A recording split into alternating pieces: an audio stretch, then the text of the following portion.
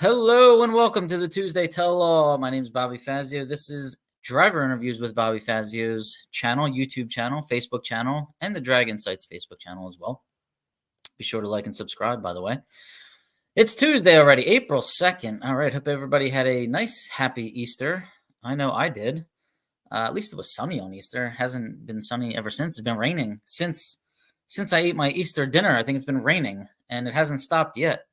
So, I got my fill though. Oh, Easter dinner is so good in our family. It's the best. It's better than the Christmas dinner. It's better than Thanksgiving dinner. Easter. My cousin is a top-notch chef, and they make the pasta homemade, and the sauce, and pepperoni, meatballs. Oh, goodness gracious! And then dessert. So yeah, I put on a little bit of weight this week, as to be expected. How about you guys? Did you? Steve Bruce in the house. What's going on? He beat Walt Walker. Happy Tuesday. Am I close to having the Super Stocker and Stocker ready? I am getting closer. Super Stocker is still a ways off, but the Stocker is pretty much ready to go, as well as Mark Sargenti's Stocker. So fortunately for me, I have two cars that I'm able to campaign in stock Eliminator. I love it. But that's why I'm at my dad's house again. So I visited for Easter, and then I stayed here for a couple days. I'm going to go back to my house tomorrow. So you'll probably see me podcast from here a couple Tuesdays in a row now, because I'm just trying to help him out, and we're trying to get things ready for Division I this year. Arizona's having a national event this year, upcoming weekend. Walt Walker, there he is. Let's go. Happy Tuesday, Walt. How you doing, buddy? Tom Baker's in the house. What's going on, Tom? Let's go, Tom. Supporter of the show. Nick Ryder is listening. There he is, Nick. Nick with them nice Mopars that he's got. Scott Tott, cold, rainy Michigan. Oh, man, it's cold, rainy Pennsylvania right now, and cold, rainy New Jersey. Tom Gent, I bet you it's not cold and rainy in Mooresville, North Carolina. How you doing, Tom? Jimmy Carter is in the house. What's up, Jimmy? Where's my Lupe hat? That's in New Jersey, actually, and I am not there. I'm in Pennsylvania. So you get to see my hair today. Remember last week the hat was covering my whole face, shading me out from the light. Mark Sargenti, there he is. What's up, Mark? How you doing, buddy? Dennis Chapman's in the house, front-wheel drive stocker. Dennis Chapman. Walter Gamble, what's up, Walter? How you doing, buddy? Ray Thurston is awake. He's awake. I can't believe it. Walt's looking 050 tonight, and Ray's been MIA the last couple weeks, hasn't he? I'll give Ray a nice 120 reaction time tonight. Terry Nolan, how you doing? Storming in Tennessee. Don't let that truck get messed up, all right? Don't let that truck get messed up, and definitely don't let that Chevy 2 get messed up. Ray Klotz, hello from Tornado Alley, Ohio. Oh, my goodness. 050 is normal for Walt Walker. Come on. Definitely not. Definitely not. All right. Thanks for tuning in, everybody. I really appreciate it. At Driver Interviews is the handle. At Driver Interviews on YouTube, Facebook, Instagram. Just put in at Driver Interviews and you'll find me. Hit the like, hit the follow, hit the subscribe, share it with 1 million of your closest friends. I really appreciate it. Hashtag the car show. I think I've been forgetting to say that lately. Hashtag the car show. And I have the little decals. I've been selling them like crazy. So I'm glad. And they're going overseas, and people are running them on their stockers and the super stockers. So it's I think it's a cool thing that we got going on here. And they're going to start paying attention to it. Lupe Tortilla, thank you for all your help. Texmex.com. They got the spicy pineapple margarita now. They still have that blood orange margarita, in addition to like phenomenal food, by the way. But if you're in Houston, Dallas, San Antonio, Austin, Texas, check it out. Lupe Tortilla. And check out that interview Stan Holt did recently. That I posted it on my Facebook page, as well as I think Walt posted it on the Super Stock page. But Stan Holt, smart guy, started that company in 1983. 1983 was a phenomenal year. It's the year I was born. So 1983, a lot of good things happened that year. Draginsights.com. That's Alicia Anderson's company. You can check out your stats, but more importantly, you can check out your opponent's stats. I mean, more importantly, some people like to just check out their own stats and see where they can improve. Obviously, we can all do that, but I like to strategize and I like to see what my opponents are doing as well and pick up on some of their habits. So sign up, draginsights.com. It's free to check out your own stats. All you need is an email address. If you want to check out your opponent's stats, you need a premium membership, and that is $79 a year. You will be contingency eligible. You will get some decals in the mail, put them on the car, and if you win a runner-up, you get a free year of premium or a free 6 months of premium. So if you win a couple times, like I think Brad Burton became a premium member, and then he won like 3 races in a row. Basically, Brad Burton doesn't have to pay for Drag Insights until he's like 65 years old. So, if you want to do that, go ahead and do that. Draginsights.com. Don Kennedy Race Car Insurance. Cover these race cars, guys. Don't take a chance. All right. 602-284-6240 or 1donkennedy@gmail.com. All right. Division 1, we're getting started up in May. So get Don Kennedy on the phone between now and May to get your race cars insured. Policy is written through Haggerty Insurance. Fuel Factor X. You're going to take some big trips. Better get some good fuel mileage while you're at it, especially those diesel pushers. My goodness. But increase your fuel mileage. It's green, actually. Useful in motorcycles, boats, RVs, generators, your pickup truck, gas-powered vehicles, diesel-powered vehicles. Fuel Factor X. The link is in the show notes. Check it out. Kenwood Welding. That's Tom Baker. Kenwood Welding and Metallizing. Thank you very much for all your help, Tom. We appreciate it. That Trip and Fish Kudo is looking really good. Did anybody see the pictures of Travis Hess painting that thing? I didn't even know the thing needed any work. It was already like a best appearing car, and Tom made it a bester appearing car now. So with the help of Travis Hess, I mean, you can't get much more skilled than that. But believe it or not, Tom painted that car himself the first time around. So in addition to knowing how to weld and do anything machinery like, Tom knows how to work a paintbrush and spray also. Multi-talented. Ambi Ambersand soap. All right, this is that 00 green. You can see it, the logo in the on the overlay right there. AmbiAmbersand.com. This is a contingency sponsor as well. If you sign up and purchase one of the contingency kits for the year, it'll give you enough soap to get you through the year. Hand cleaner. We all need that at the track, right? Get dirty down there. And he pays, as his Ashton Hudson Comp Eliminator racer. Also makes you eligible for that Comp Eliminator bonus fund, fantasy bonus fund. So if you don't race a comp car like me and you're out of Division 1 like me, you need to patronize one of the sponsors that's in D4. This is a good one to do right here. So now I'm eligible. I made my pick for the Comp Eliminator bonus fantasy fund. So thank you very much. Ambi Ambersand Soap, PontiacEngines.com. That's Bruce Fulper, 428 Pontiac Engine Guru. And Rock and Roll Engineering is the name of his business. So thank you, Bruce Fulper, for your support. All right, guys, let's see what we got here. We got some comments flying in. All right, I'm way behind on them, too. I'm glad we got a nice crowd tonight. Bill Marshall, what's up? Rainy Long Island. What is going on with this rain? When's the sun? It's not gonna get any better tomorrow. I'm seeing rain in the forecast tomorrow. Barely. He just passed out doing ASHA or OSHA 30 training. Do the important stuff now. All right, Doug Core. Good evening. What's up, Doug? How you doing? Yeah, we know Walt's better than 50 on the tree. What's up, Darian Houston? How you doing, buddy? Dan Wally, what's up? How'd the new modified Eliminator go this past weekend? I wasn't able to get to Maple Grove on Saturday. I really wanted to go. Lettering only. Yeah, lettering only. So I guess Travis did some lettering for him. Tukey was doing the lettering. Oh, man, it looks good, too. I mean, that kid, I just watch him on Instagram when he just videos himself. He never makes a mistake. Like me, I'd be so freaking nervous putting that paint to that car. Like, oh God, where's this going to go?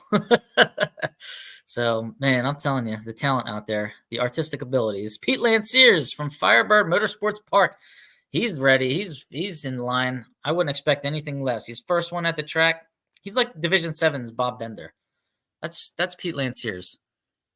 That's who you are. And the first one down the track every time too in qualifying, except when he's running eliminations and he had to be the last one down the track in round 1.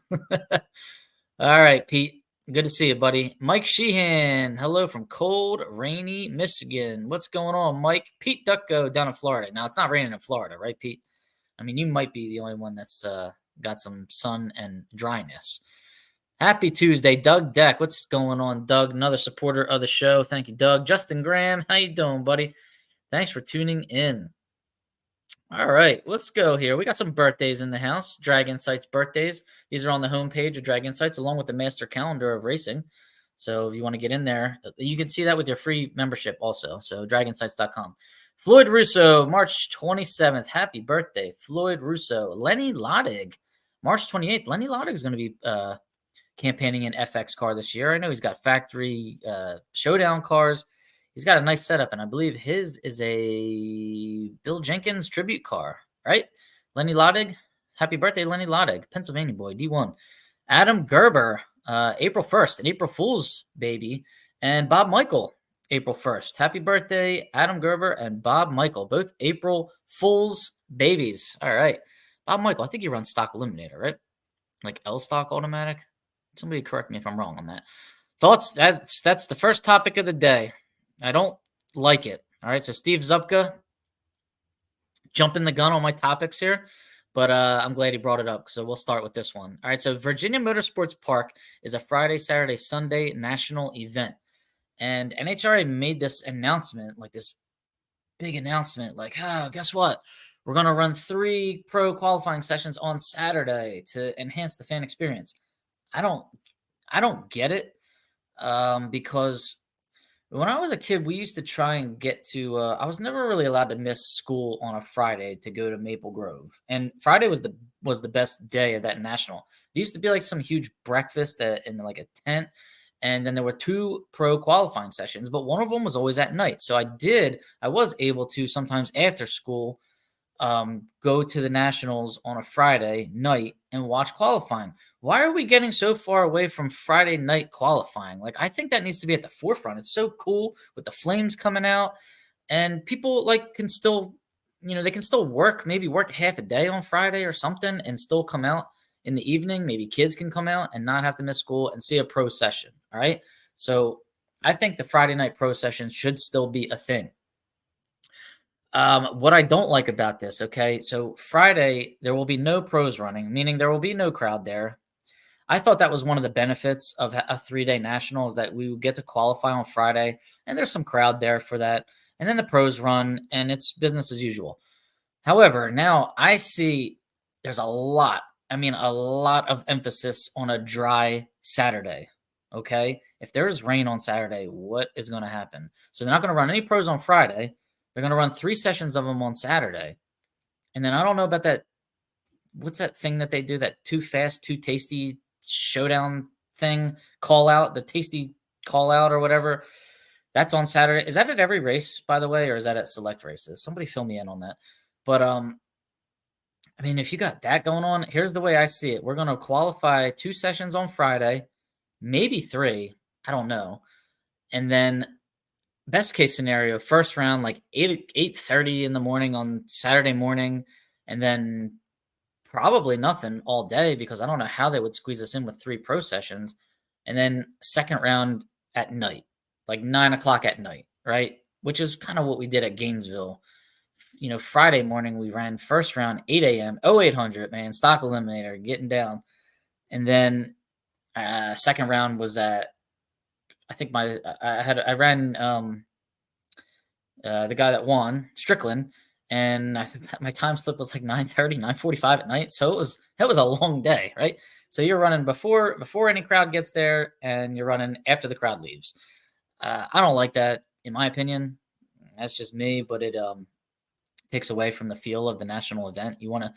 I think it's just such a cool feeling when you pull into that burnout box and you look in those stands and you see people, right? Lots of them. It just, I don't know. I love it. It adds to the adrenaline. It's so cool. And I don't know. I feel like that could be taken away. And then worst case scenario or, less better scenario, 2 qualifiers on Friday and then first round Friday evening. I really don't like that. I definitely don't think you should ever be eliminated from a national event on day 1. I just feel like that totally takes away from the experience that you just paid $355 for, because I think it went up another $5. I thought it was $350 to enter Gainesville. Now it's $355 to enter races. So wasn't it $340 last year? $350 at the beginning of this year, and now $355. I swore I saw that. So it just keeps ticking up. It keeps ticking up. The payout's not ticking up, obviously, and I don't like it. Zupka, what do you guys think about this? I'm not a fan. Definitely not a fan.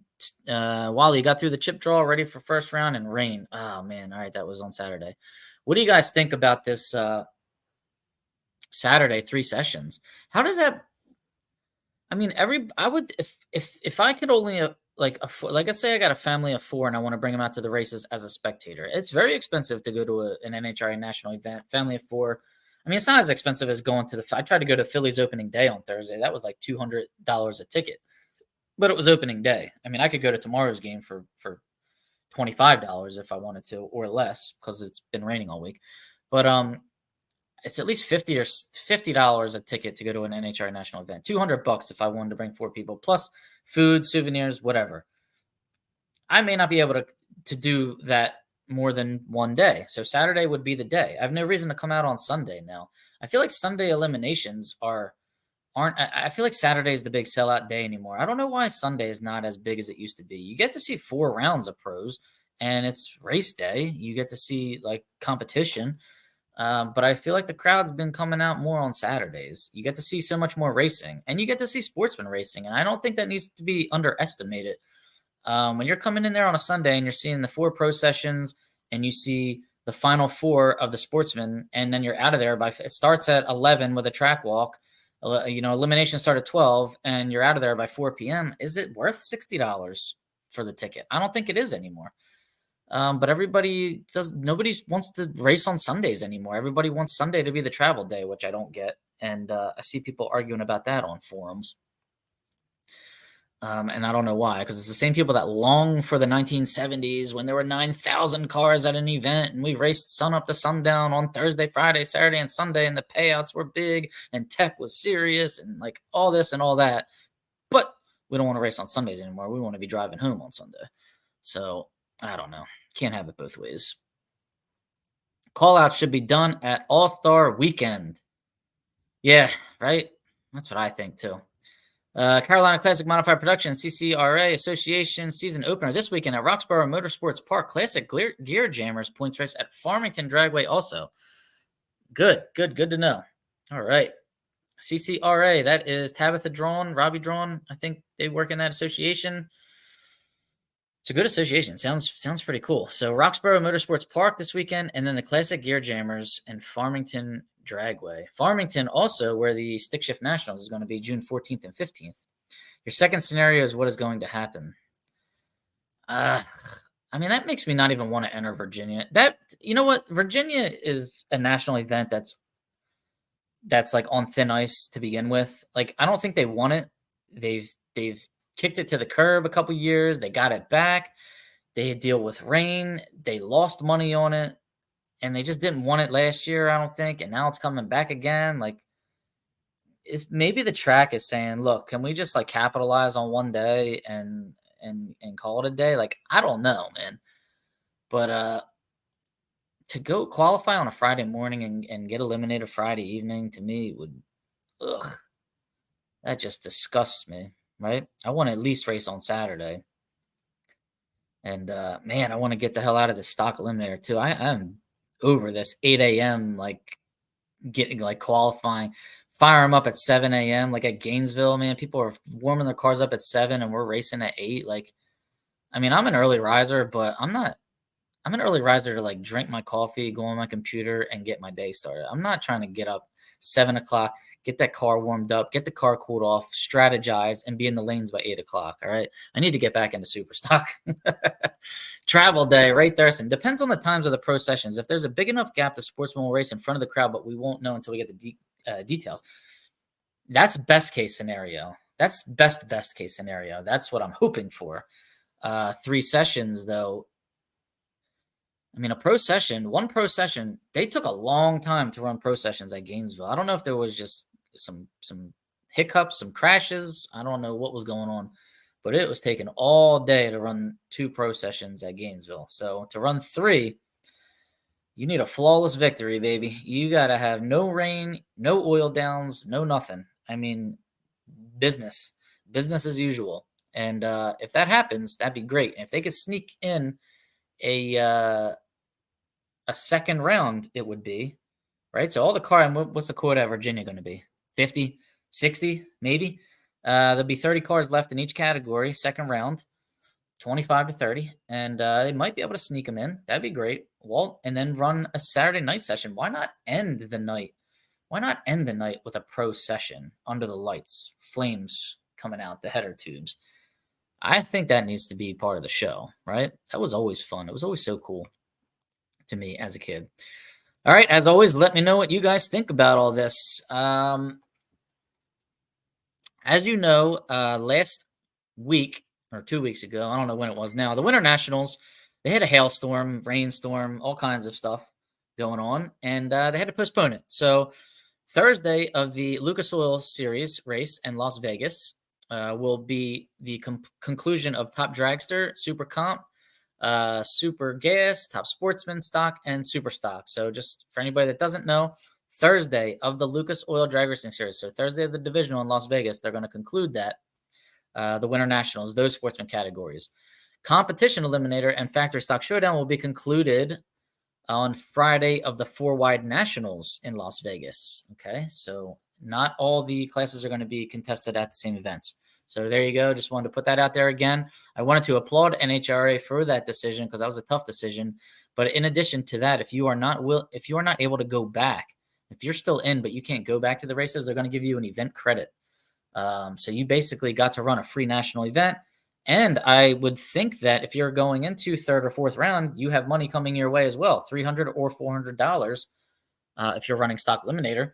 And I think they're going to give you that too. So that sounds like a really a good deal, I would say, for given the circumstances there. So I applaud NHRA on that. Ray Minnick's doing tax returns. I got to finish mine, man. Ooh, good God. Ray, you need to come do them for me. Casey Miles, what's going on, Casey? Good evening, buddy.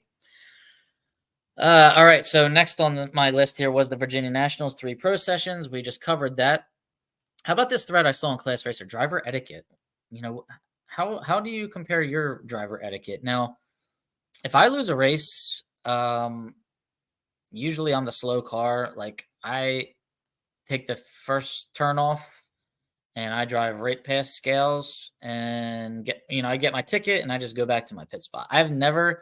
This thread was all about waiting for your opponent to scale and making sure that they're legal. I've never done that. People have done that to me.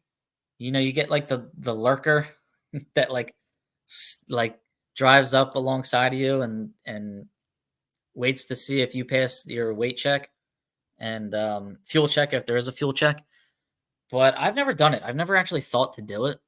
I don't know. If I lose, I'm pretty mad already, and I don't feel like waiting around. I just want to get back to the trailer and put the numbers in the computer, and I don't know, just get on with my day. But what do you guys think? Do you think we should wait around? I just assume everybody's running their car so freaking heavy at this point, and I don't think anybody's failing a weight check anymore. If they're failing it because they're too heavy, right? Because if you're racing against me, it's a in super stock, it's a bracket race because I never have a heads up in super stock.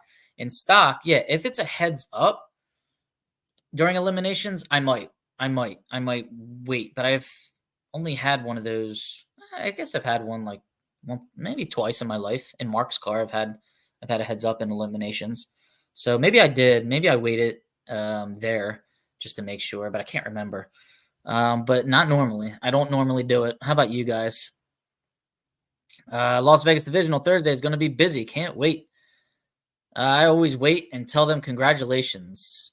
Yeah, I got to start doing that more. I try to go over to their pit after the race and like talk to them. Good race, stuff like that. But yeah, I guess I could just get that out of the way right there.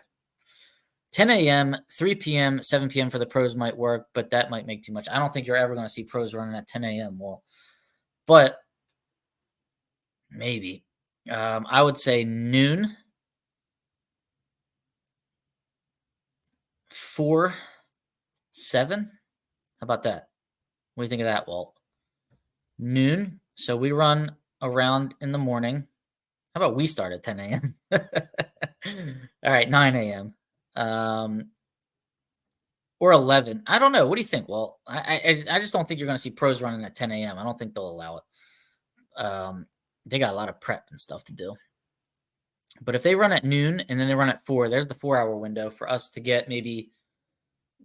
I mean, we don't have to. Why do we have to run a full round of all the sports? Maybe like we run first round between 9 a.m. and noon, we'll say, okay? Then the pros run their first qualifying session. Then we run second round of, I don't know, stock and super comp. Then the pros run their next session. Then we run second round of super stock and super gas. Depending on how many categories are there, let's split it up. Why do we have to run like every single Lucas Oil category before like or after the pros? Why can't we just break it up throughout the day? But that's why I want to hang out in race control and see why those decisions are made and maybe learn something. All right, rule number one. Rule number one: never skip the scales. No, I'm saying on a winning run, I never skip the scales, and on qualifying, I never do. But if I lose, I skip them. I don't need to be there. I'm too pissed to wait. Yep, me too. The reason you stop is so that if the other guy is out, you can jump on the scales. Right. If that guy fails the weight, I heard they just come to your trailer anyway and come get you and say, yo, bring your car down and weigh it. And if you pass, you're in. Only for class. Okay. Only if it's heads up. I'm not trying to win on a technicality after someone kicked my butt, right? Yeah. That's kind of the way I feel about it, too. And I don't know. I feel like my win would have an asterisk next to it. Like, you didn't really win. The other guy just failed weight check, you know? Most of us, sorry, Bill, I'm always out first round. Most of us used to wait a long time ago, but not so much anymore. Okay. All right. Good to know.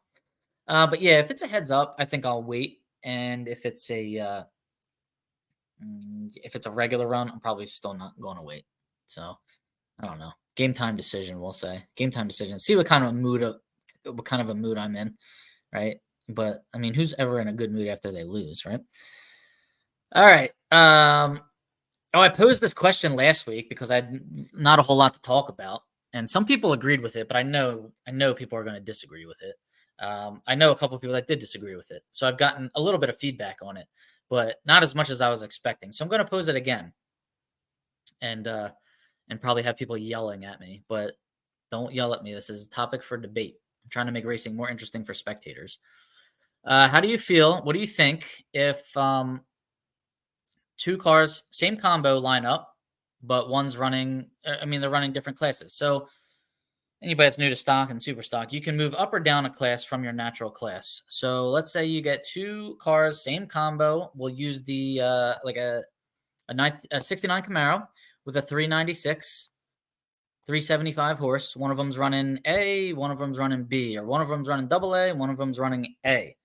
Normally you would bracket race, write shoe polish time on the window and head down the track first to the finish line without breaking out wins.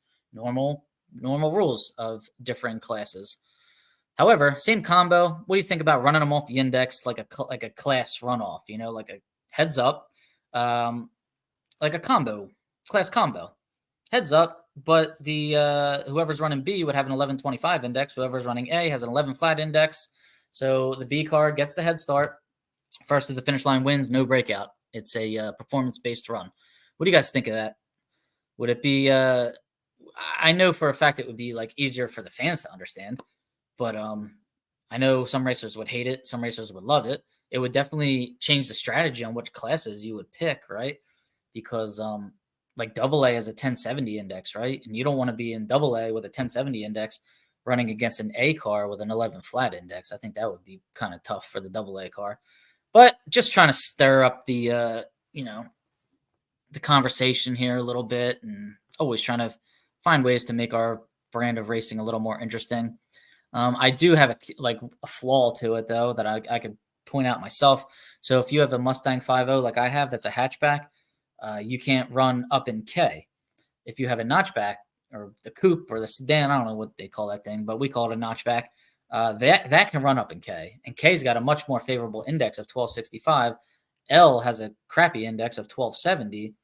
So the notchback in that situation, I think, would have an advantage. So that would be a downfall for me running the hatchback, because I would have to be 105 pounds heavier than the K car, and the K car is only losing 5 on the index. So it would be interesting, to say the least, right? Let's let me know what you guys think about that. This past Pomona, Top Fuel was scheduled out at 10 a.m. on Saturday. Were they?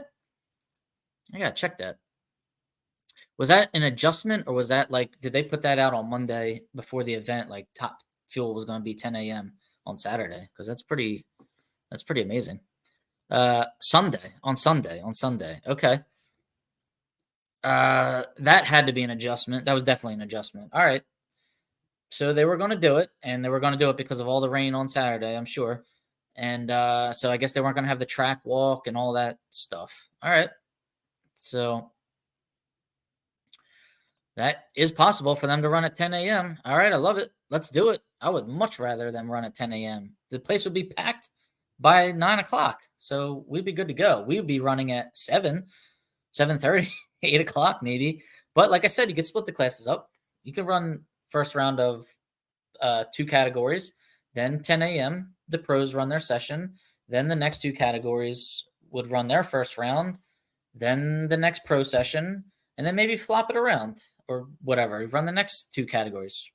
There'll be less cars now. You might not have to break it up as much. You could probably run 3 categories, then the pros, and then 3 categories, and then the pros. Depending on like if Super Street is there, if you got Top Dragster, Top Sportsman. I don't know what Pro Mod. I don't really know. We got to see what's on the entry list for Virginia. Maybe we'll check it out. No, we can't check it out. They don't have it up yet. All right. So Tom Baker thinks it's a good idea. Ray Minnick would like heads up on the index. Justin Graham, Top Fuel ran at 10 a.m. Sunday. That's all they got done that day, right? Did they get just that one round of pros and that was it, right? Top 8 qualifiers at the Class Racer Nationals are going to have a runoff against the index. Yes, and that's free also. Taylorsville, Georgia, watching. Roger Botts. Thanks for joining us, Roger. Appreciate it, buddy. All right, let me know what you think about that. So this weekend coming up is the NHRA Arizona Nationals. I was there one time back in 2013. I didn't race in it. I just spectated, and I really liked it. And Phoenix, Arizona area is so nice, cool. It's fun. Weather is phenomenal. The track is really nice there. There's a lake there. You pit it around the lake and whatnot. So, yeah, I would love to get back out there. I'm so glad that this event is back, and I hope it's here to stay, all right? There are 43 stock Eliminator cars on the entry list. I think they were taking 50. There are 46 super stockers. So the West Coast is about the only place where you get more super stockers than you would stockers. That definitely doesn't happen on the East Coast. But the West Coast is very heavy in the .90 categories. Forecast is looking great. A little cooler than I would think. 66 on Friday, 66 on Saturday, 72 degrees on Sunday, and dry all 3 days. That's all we want. That's all we want. So it should be pretty quick out there. I'm not sure what the altitude is there. The barometer, normally, I don't know what that is there, but hey, dry and cool temperatures is probably going to be pretty fast. The weight breaks and indexes are too mixed up for that idea to work properly, but I would force more people into the more favorable class, which creates more heads up. Yep. Hoping Arizona runs with no weather glitches. Firebird Motorsports Park is working hard to stay relevant. Yes, thank God. I love it. Glad to see it. Glad to see it. Good luck to anybody that's heading there, by the way. Maybe next year I can get out there and cover that race. I want to start streaming races. Now, obviously not NHRA races because that's already being done. That's on NHRA TV. That's copyrighted. But other races like the Stick Shift Nationals that Darian Houston's going to be racing at, and any other races that aren't streamed at this point in time. Like, I'd love to do it for you. And I'm trying to find out, research the equipment that I need. I was trying to learn from Warren Evans when I was in Gainesville, seeing all the equipment that he has. I would like to stream the races, but at the same time be out in the pits getting interviews and then come into the stream. Let's say we're at, in downtime, oil down, or just we have a break in between classes. I'd love to plug in one of those interviews and have that play while people are waiting around for the next pair of cars to go down. I think that keeps the attention of the viewers, and it helps everybody. So let me know what you think. I did notice that Biondo and his spring fling, he had a big announcement. He's taking he's going in-house with the YouTube and streaming his own races now. And sounds like they want to interview people in the pits. And then I saw Tyler Bohannon and his partner there. They're doing the same thing. So I don't know who's handling these pit interviews for them, but if anybody wants to cover my travel expenses and maybe throw me a couple dollars for like food, I can come out and do it. Just let me know. Send me a message. But other than that, I will be trying to stream races for whoever wants races to be streamed. And I'm going to definitely try to stream our stock, super stock combo races from Cecil County in May and August. Walt Walker, you need a bigger cannon. Don't be scared. When I raced there, barometer was bad, like 1,200 feet above actual elevation. All right.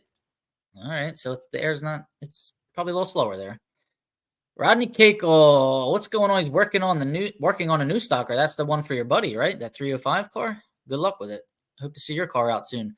Craig Galtieri, the coffee man, former coffee man. Now he just fights City Hall. Change is good. I'm always for making changes and trying to make racing better for the fans and racers. I think we should go back to racing sportsmen Sunday morning. Me too. The track walk is all used up. It's all used up. The fans are there and the racers are there for one thing, racing. It would help stop running sportsmen into the night on Saturdays. Yeah, I'm not a fan of that. But yeah, when I was a little kid, we used to come, Sunday was the main day that we would go. And I remember when we would be pulling in, like stock would be running because we'd be parking the car and like trying to run up to the grandstands to just catch whatever was left in stock, and then the other categories as well. So yeah, they definitely used to race Sunday mornings when I was a kid at the Nationals. I think we should bring that back too, Craig. CCRA would probably love to have you stream their races. There's a thought. Thanks, Tom. All right, I just got to get down to North Carolina, right? Maybe we'll make that happen. We have to build up some serious hype for the Stick Nationals. I'd like to see a lot of stick cars there. A lot of cool drivers usually show up. John Bauman, the Dry Hop King, Mr. 10,000 RPM will be there. And it was free entry last year, 10 grand to win. That's a sweet deal. I don't know if it's the same deal. Darian, let me know this year. Checking in, negative 222 red. Tom Maioli. What's up, Tom? How you doing, buddy? Chad Blevins, longtime bracket racer, wanting to get into stock or super stock. Anyone that could help mentor somebody? Absolutely, Chad. Everybody watching here would be happy to help you. Just post your questions and classracer.com. You can get your questions answered there, or send me a direct message. I'll answer anything I can, or I'll point you to somebody who can answer. Thanks for tuning in, man. We need all the new blood we can get. Ray Minnick, track walk. The fans are in their 60s and 70s. They're going to need walkers. Leanne Flint, absolutely. All right. Thanks, Leanne. Hopefully you're absolutely-ing something good that I said earlier. All right, guys, a couple more announcements, and then we're out of here. Cecil County Dragway, as you know, we brought back the Super Stock Series, $100 entry fee each day to win $2,500 each day. 4 races. And at the end of the 4 races, there is a points fund, $2,000 to the winner, $1,000 to the runner-up, $500 to third place, win, place, and show. So this is in addition to $2,500 to win races, 4 of them, right? So this is shaping up to be a really cool series. Thanks to the sponsors there. Shane Oaks Landscaping, Tom Baker's, Kenwood Welding and Metallizing, Hoops Fire Equipment, and Drag Insights.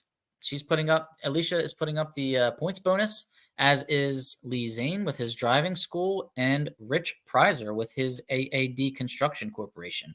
So we got some cool sponsors on board. 4 races. First of the races is May 17th and 18th, or May 18th and 19th. I should know that by hand right now. May 18th and 19th. and Cecil County Dragway. You can leave your stuff there after the divisional if you want. May 18th and 19th, Saturday and Sunday. And then again, August 3rd and 4th, Saturday and Sunday. And there is a big barbecue there, a pig roast, the August 3rd weekend. So I'm looking forward to that. That's usually reserved for all the .90 cars that run this association. But since we are part of it now, we're allowed to take part in the pig roast. Thank you, Rob Keister. All right, first race of the season for CCRA this weekend at Roxborough Dragway in North Carolina. All right, I'd love to start streaming these races. I just got to find out transportation and whatnot. All right, maybe you can help me set up some sort of streaming capability through your channel for CCRA and Carolina Modified Production. Not the best with technology, but the world needs more class racing. Well, we can definitely do that too. If somebody wants to set up the stream, or I can help them set up the stream, they can use my channel because we do have 4,500 subscribers, and we'll get a lot more viewers. So very good idea, Darian. Keep them coming. Linda and I will be at the CCRA race. Good luck, Tim Barrett. Nice picture in National Dragster. Everybody see that? Tim Barrett, wheels up. They called him Tom Barrett, but that's okay. Doesn't matter. We know who he is, and we know that beautiful car. It's actually a Z28, but he doesn't run that combo in it, which I think he should. Put that 302 4-speed in there. Come on, Tim. But the thing leaves good, does nice wheelies. It's a 350, 255 horse motor, if I'm correct. And it's at a lot of races. We love seeing it out there. Okay, one last thing, the records. We have the funding for the 2 pages in the National Dragster Records book. I've talked to NHRA. I've asked them if they need anything from me. They said no. They're going to come back to me with like a template. So when I hear from them, I'll let you guys know. As of right now, I haven't heard anything yet, but that issue is going to be in July. So go out and set records. Set the records so you can get in the magazine where you belong. All right, guys? All right. I think that's pretty much it. Everybody have a good evening. Thanks for tuning in, and good luck in Arizona, whoever heads there this weekend. Be safe. Turn on some wind lights. All right, guys. Take care. See you.